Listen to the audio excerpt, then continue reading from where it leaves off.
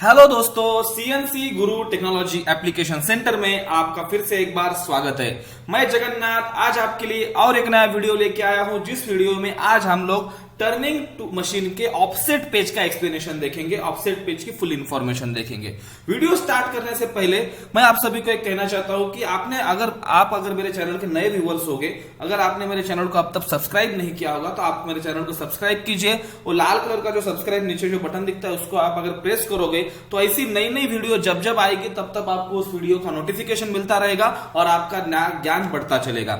Okay, सो आज का topic है हमारा टर्निंग मशीन के ऑफसेट पेज का एक्सप्लेनेशन। और ये टॉपिक मुझे पूछा था जे अभिलाष जी ने मुझे पूछा था कि सर आपने मिलिंग का तो बता दिया, टर्निंग पेज के ऑफसेट का एक्सप्लेनेशन हमें बताइए, ऐसा उन्होंने बोला था। तो टर्निंग मशीन के ऑफसेट पेज का अभी हम लोग इंफॉर्मेशन एप्लीकेशन देखेंगे और उसमें क्या क्या रहता है सब कुछ हम लोग अभी देखेंगे। तो उसके लिए मेरे पास अभी टर्निंग मशीन का 828D और 840DSL दोनों मशीन के कंट्रोलर अवेलेबल है। This is a turning machine and this video is fully dedicated for turning machine only. Turning machine में क्या क्या इंपॉर्टेंस है वो इसमें हम लोग देख सकते हैं। तो सबसे पहले मैं टर्निंग मशीन के ऑफसेट पेज के ऊपर जाता हूं। ऑफसेट पेज के ऊपर जाने के बाद आपको टर्निंग मशीन का और मिलिंग मशीन का offset page same to same दिखेगा। इस टाइप का विंडो आपके सामने बाय डिफॉल्ट ओपन होगा और दोनों भी आपके सामने जो विंडो ओपन होते हैं वो सेम टू सेम रहते हैं, टर्निंग के और मिलिंग के भी। बस जितना फर्क है कि टर्निंग और मिलिंग के अलग अलग फंक्शनैलिटी जो है वो फंक्शनैलिटी यहाँ पे अलग अलग तरीके से बताई वाली वही फंक्शनैलिटी आज हम लोग देखेंगे। तो जब मैं टर्निंग टूल मशीन के ऑफसेट पेज के ऊपर प्रेस करता हूं तो मेरे सामने ऑफसेट पेज ओपन होता है। इस ऑफसेट पेज के अंदर सबसे पहले मुझे टूल लिस्ट नाम का बाय डिफॉल्ट पेज ओपन होता है। बाय डिफॉल्ट पेज ओपन होता है इसके लिए कोई ऐसा ओपनिंग करने का जरूरत नहीं है, this is a by default function. इसके अंदर जब मैं टूल लिस्ट बटन देखूंगा तो उसके अंदर लोकेशन 1 येलो सी बताता है। सबसे पहले येलो सी मींस मेरे टरेट में कौन से लोकेशन के ऊपर कौन सा टूल है और कौन से लोकेशन के ऊपर कौन सा टूल है।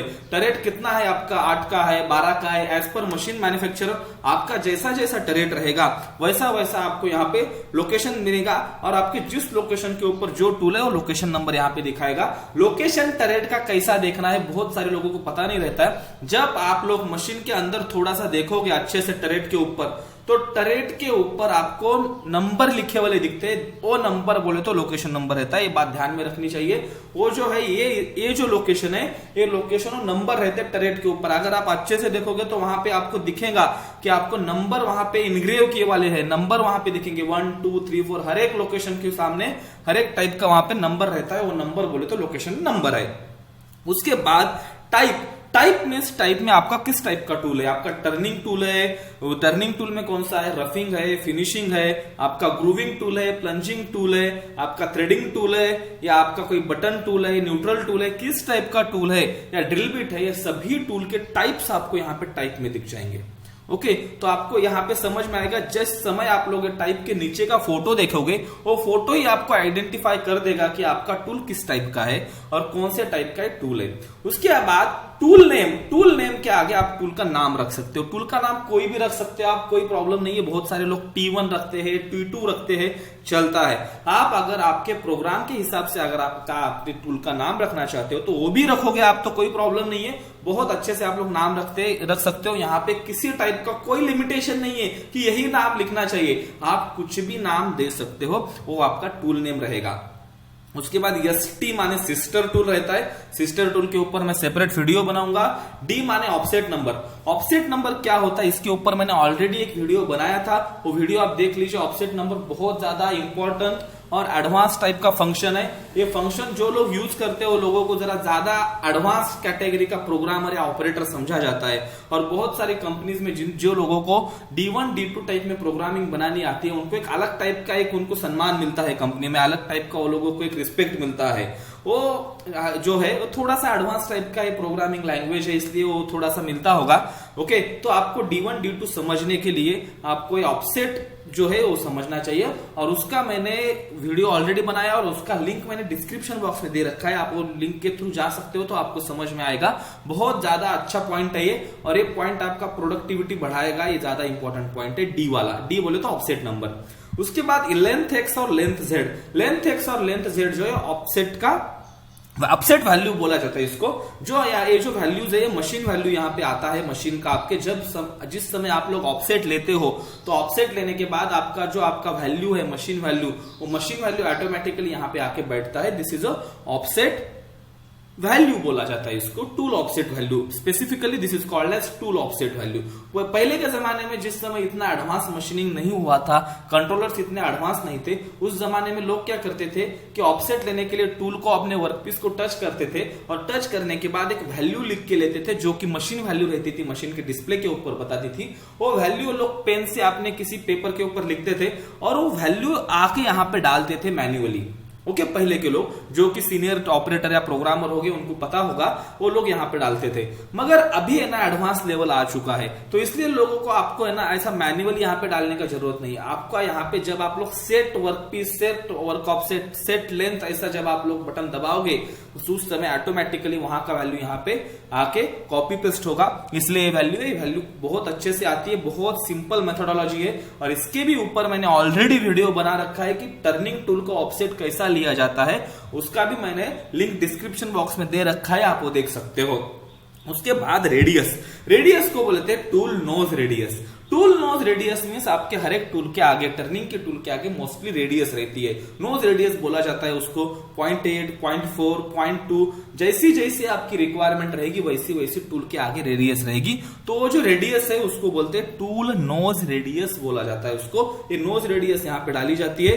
ये जो है ना नोज रेडियस, आप लोग जब टर्निंग टूल के आगे आप आओगे, जो आपके यहाँ पे टाइप में टर्निंग का टूल दिखेगा, अगर टर्निंग टूल के आगे वाले, अगर इसमें आप अगर रेडियस के ऊपर आपका कर्सर लेके आओगे तो यहाँ पे आपको टर्निंग टूल का नोज रेडियस डालना है।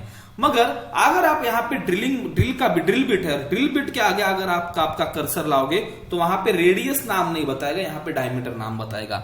ओके, इसका मतलब ऐसा है कि आपका जब आपका ड्रिलिंग का टूल आएगा, मिलिंग का कटर आएगा, उस केस में आपको डायमीटर डालना पड़ेगा यहाँ पे, और टर्निंग के टूल में आपको रेडियस डालनी पड़ेगी। Radius means tool nose radius और डायमीटर मींस ड्रिल बिट का डायमीटर, मिलिंग कटर का डायमीटर, या आपके अलग अलग टाइप के जितने भी आपके सर्कुलर टाइप के दो ही ज्यादा करके आते हैं, इसमें ड्रिल कटर, ड्रिल बिट एक बोला जाता है, मिलिंग कटर बोला जाता है, आप उसके लिए डायमीटर डाल सकते हो। ये यहाँ पे चेंजेस है। एक ने मुझे पूछा था कि सर यहाँ पे मुझे रेडियस आता है तो मैं कैसा करूं? जब आप ड्रिलिंग का टूल आप जब कॉल करोगे और उसके आगे आप जब कर्सर लेके आओगे तो यहाँ पे ड्रिल बिट का आपको डायमीटर ही डालना पड़ेगा।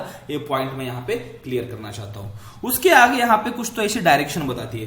ये डायरेक्शन का मतलब ऐसा है कि आपका कटिंग डायरेक्शन क्या है। ये जो डायरेक्शन बताती है ना, ये जो एरो बताता है, ये एरो का मतलब ऐसा है कि आप किस डायरेक्शन में आप मशीनिंग कर रहे हो, ये डायरेक्शन आपको यहाँ पे बताई जाती है। उसके आगे ये जो है वो होल्डर का एंगल बताता है। टूल का जो होल्डर रहता है उस होल्डर का एंगल कितना है, ये बाय डिफॉल्ट आता है, ये हमें डालने का जरूरत नहीं है। ओके, उसके आगे इंसर्ट का एंगल रहता है, इंसर्ट किस टाइप का, किस टाइप के एंगल का क्या इंसर्ट का एंगल आता है, वो एंगल ऑटोमेटिकली आता है। अगर आपको इसे एडिट करना है तो आप एडिट भी कर सकते हो। इसके बाद प्लेट लेंथ बोल के एक ऑप्शन आता है। प्लेट लेंथ बोले तो आपके इंसर्ट का लेंथ कितना है, ये भी ऑटोमेटिकली आता है। ज्यादा करके प्लेट लेंथ जो है ये आपको जब जिस केस में आप लोग ग्रूविंग टूल यूज करते हो या पार्टिंग टूल यूज करते हो, उस केस में यहाँ पे प्लेट विड्थ और प्लेट लेंथ डालना ज्यादा कंपलसरी रहता है। प्लेट विड्थ जो बोले तो आपका प्लंजिंग टूल, ग्रूविंग टूल का जो विड्थ है, थिकनेस है, वो यहाँ पे आपको डालनी है। और प्लेट लेंथ में उसकी लेंथ कितनी इंसर्ट की, लेंथ प्लेट लेंथ में डालनी है। ओके, यहां तक की इंपॉर्टेंट पॉइंट है। ये सभी पॉइंट्स ज्यादा इंपॉर्टेंट है। आप इस सबको रिपीट देखिए, थोड़ा सा वीडियो आप बैकवर्ड कीजिए और उसको देख लीजिए, फिर उसके बाद फॉरवर्ड करके आप देख सकते हो। बहुत इंपॉर्टेंट पॉइंट है। और इस तरह से हम लोग यहाँ पे टर्निंग टूल के पूरा फुल एक्सप्लेनेशन देखा हमने। अभी नया टूल कैसा जनरेट करना है, नए टूल के लिए क्या करना है, उसके लिए सेम मेथोडोलॉजी है, जो कि मेथोडोलॉजी मैंने मिलिंग में भी बताई थी। उसका भी लिंक मैंने डिस्क्रिप्शन बॉक्स में दे रखा है, आप उस भी लिंक के थ्रू जा सकते हो आप, तो आपको समझ में आएगा कि नया टूल कैसा क्रिएट करना है। सेम मेथड है, कोई चेंजेस नहीं उधर। ओके, जो चीजें मुझे लगेगी कि अलग है, वो अलग अलग चीजें मैं यहाँ पे बताऊंगा, रिपीट नहीं करूंगा कोई भी। आप वो भी वीडियो देख लीजिए, ऐसा मैं आपको बोलना चाहता हूं। उसके बाद आपके सामने यहाँ पे टूल वियर नाम का एक ऑप्शन आता है, जो टूल लिस्ट के एग्जैक्टली बाजू में रहता है। टूल वियर ऑप्शन के ऊपर किस तरह से टूल वियर वैल्यू डाला जाता है वो हमें देखना है। टूल वियर में आप है ना कोई भी टूल लीजिए, वो टूल के आगे आपको एक वेयर वैल्यू डालनी पड़ती है। वेयर वैल्यू में आपके टूल को अगर आपका जो पॉजिटिव हो रहा है तो आपको वेयर वैल्यू निगेटिव डालनी है, निगेटिव हो रहा है तो वेयर वैल्यू पॉजिटिव डालनी है। इस तरह से आपको कैलकुलेशन करके यहाँ पे वेयर वैल्यू डालनी पड़ती है। तो वेयर वैल्यू डालने के लिए आप लोग यहाँ पे एक्स और जेड के आगे आपको यहाँ पर वेयर का वैल्यू डाल सकते हो। Max to max wear value जो है 0.99 प्लस माइनस इतना ही सीमेंस में अलाउड है। अगर इसको आपको प्लस या माइनस करना है, अगर इसका वैल्यू का लिमिट आपको बढ़ाना है तो आप पूछ सकते हो। इसके लिए मैं सेपरेट वीडियो बनाऊंगा, वो बहुत इंपॉर्टेंट टॉपिक है। मगर अभी क्या, अगर इसमें अगर हम लोगों ने देखा तो वेयर वैल्यू जो है हमारा हम लोग इस पेज में डाल सकते हैं। उसके बाद मैगजीन नाम का ऑप्शन आता है। मैगजीन नाम के ऑप्शन के अंदर हमको किसी टूल को अगर डीएक्टिवेट करना है, बहुत सारे लोगों की रिक्वायरमेंट रहती है कि कोई समझो सीनियर पर्सन रहता है, कोई सुपरवाइजर रहता है, तो उसकी रिक्वायरमेंट रहती है कि मेरे ऑपरेटर ने, मेरे प्रोग्रामर ने इस टूल को कॉल नहीं करना चाहिए। और गलती से कभी कभी कोई टूल कॉल हो जाता है अपने से, और टूल कॉल नहीं होना चाहिए। अगर ऐसा कंपनी का रिक्वायरमेंट है तो उस केस में अगर उस टूल को ब्लॉक करना है तो हम लोगों को यहाँ पे डी जो दिखता है आगे, इसको डीएक्टिवेट बोला जाता है। इसमें अगर हम लोगों ने इसको एक्टिव कर दिया, इनेबल कर दिया, इसके ऊपर आके बाद जस्ट हमने सेलेक्ट का बटन अगर प्रेस किया, किसी टूल के आगे आके सेलेक्ट का बटन प्रेस किया, तो इसका मतलब ऐसा है कि आपका जो टूल है वो आपका टूल डीएक्टिवेट हो चुका है। यहाँ पे इसका मकसद ऐसा आता है कि वो टूल डीएक्टिवेट है। एक्टिव और डीएक्टिव यहाँ से आप लोग इसे कर सकते हो टूल को। ये देखिए डीएक्टिव और एक्टिव ऐसा हो सकता है। जिस समय आप लोग इसे डीएक्टिव करोगे तो उस लोकेशन के आगे ऐसा क्रॉस रेड कलर में आएगा। वो टूल जब आप मशीन में कॉल करोगे तो भी वो टूल मशीन में नहीं आएगा। मशीन बताएगी कि दिस टूल इज, ऐसा एक अलार्म आएगा आपके सामने, आप लोग समझ ले सकते हो उसको। अगर इसे डीएक्टिवेट को आपको एक्टिव करना है तो एरो निकाल देना है इसको, और इसको डिसेबल करना है तो ये आपका एक्टिव हो जाएगा टूल। इतना ही इसका मैगजीन बटन का ऑप्शन है यहाँ पे टर्निंग में। उसके बाद यहाँ पे वर्क ऑफसेट नाम का ऑप्शन आता है। मैंने वर्क ऑफसेट के ऊपर भी एक सेपरेट वीडियो बना रखा है ऑलरेडी, उसके अंदर आप लोग देख सकते हो। वर्क ऑफसेट में आपके सामने यहाँ पे स्क्रीन बताती है, स्क्रीन के अंदर डायरेक्टली ऐसी वैल्यू बताती है। अगर आप G54, 55, 56, 57 ऐसे नंबर ऑफ वर्क ऑफसेट का पेज देखना चाहते हो तो उस केस में आपको इस G54 to 57 नाम के ऑप्शन को आपको प्रेस करना पड़ेगा। जब आप लोग इस ऑप्शन को प्रेस करोगे तो आपके सामने इस टाइप का पेज ओपन हो जाएगा। जिस समय आप लोग इसे एक्टिव बटन का प्रेस करते हो तो आपके सामने बाय डिफॉल्ट यही वैल्यू आएगी। अगर G54 to 57 करते हो तो ये आपके सामने पेज ओपन होगा। अगर समझो आपको इसके ऊपर भी अगर आपको कुछ ज्यादा एक्सप्लेनेशन चाहिए तो उसके भी ऊपर मैं सेपरेट वीडियो बनाऊंगा, आपको समझ में आ जाएगा उसके ऊपर का वीडियो। मगर अभी के केस में मैं ब्रीफ में बताना चाहता हूं आपको कि किसी लोगों को बेस में वैल्यू डालना ज्यादा कंपलसरी रखता है, तो बेस में भी आप लोग यहाँ पे वैल्यू डाल सकते हो। यहाँ पे बेस में वैल्यू डालने के लिए आप लोग यहाँ पे फाइन में डालना है वैल्यू। आपको फाइन में आके 0.99 तक ही यहाँ पे भी डाल सकते हो, इससे ज्यादा आप लोग यहाँ पे भी नहीं डाल सकते हो। ये बेस वैल्यू होती क्या है, जिस समय हम लोग ऑफसेट लेते हैं और ऑफसेट को अगर हमें शिफ्ट करना है किसी एग्जैक्टली वैल्यू से, तो उस केस में आप लोग यहाँ पे फाइन में वैल्यू डाल के उसको शिफ्ट कर सकते हो। थोड़ा ज्यादा सेंसिटिव पॉइंट है, इस पॉइंट के ऊपर सेपरेट वीडियो बनाना और सेपरेट एक्सप्लेनेशन करना ज्यादा जरूरी है, इसलिए I don't want to explain here anything about this, you just know कि हमें इसमें क्या क्या कर सकते हैं। ओके, इस तरह से ये वर्क ऑफसेट का पेज ओपन हो चुका है। उसके बाद यूजर वेरिएबल जो ऑप्शन है, इसके अंदर हम लोग जो हमारे आर वेरिएबल के जो प्रोग्राम है उसके अंदर हम लोग देखेंगे। इसको मैक्रो प्रोग्रामिंग बोला जाता है। मैक्रो प्रोग्रामिंग के ऊपर मैं सेपरेट वीडियो आगे बनाने तो वाला ही हूं, उसका कोई प्रॉब्लम नहीं। तो वो थोड़ी सी एडवांस लेवल की प्रोग्रामिंग है, हम लोग थोड़ा सा बेसिक सीखते हैं पहले, फिर बाद में एडवांस लेवल तक चलते, इसलिए मैंने अभी मैक्रो प्रोग्रामिंग नहीं ले रहा हूं। इस तरह से हम लोगों ने फुल एक्सप्लेनेशन देखा है कि हम लोग किस तरह से क्या कर सकते हैं। ओके, अगर इस वीडियो में बहुत सारे क्वेश्चंस आपको आएंगे, मुझे पता है, आपको जो जो डाउट आते हैं वो डाउट मुझे आप कमेंट बॉक्स में पूछिए। ये एक पेज के ऊपर और 2-3 वीडियो बन सकते हैं, ऐसा मेरा एक एस्टिमेशन है।